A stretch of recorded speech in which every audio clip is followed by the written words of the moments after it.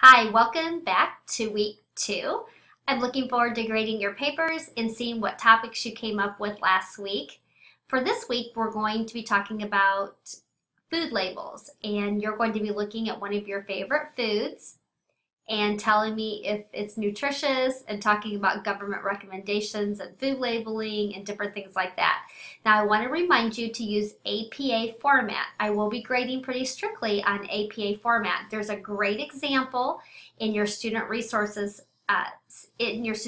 center when you log in to Blackboard. On the left-hand side, double-click Student Resources and then look at APA, and under that heading there's a perfect APA example paper. So make sure you have a title page, make sure you cite your reference correctly, and just follow that example and you shouldn't lose any points on APA. So for this week, in the chapters that we have, we're going to be talking about digestion and how the body digests food and how that all works so that we can get the proper nutrients to the organs and blood and brain and all that we need to function and have lots of energy. I was thinking about that in relations to our relationship with Christ.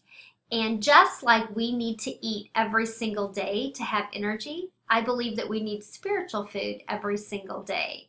You know, sometimes we think we can just go to church on Sundays and get full for the whole week. And yes, that's great that we go to church on Sundays and that we feed our minds and bodies, but it should really be more than one day a week.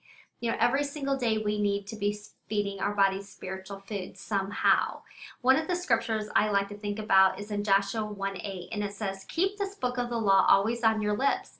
Meditate on it day and night, so that you may be careful to do everything written in it. Then you will be prosperous and successful." And so a lot of times we wonder why we're not prospering or why we're not being successful. And I think a lot of times that does go back to the principle that's listed here, that we need to be meditating on God's word every single day and every single night. We need to be keeping those principles that he teaches us in the forefront of our minds. And I know just myself personally, if I don't think about scriptures or read the Bible or do something, you know, there's so many memes out there, there's so many apps out there that can help you get a little bit of spiritual food every day. Utilize those. And it really seems like when I get too busy is when I start to get discouraged and depressed and down about a situation and really don't feel very successful at the end of the day. It's usually those times that I have not had that spiritual food for the day that I need. And I know we feel a lot of the same ways physically when we don't eat. We kind of get down and low on energy and everything when we don't eat properly either. It's just the same way spiritually.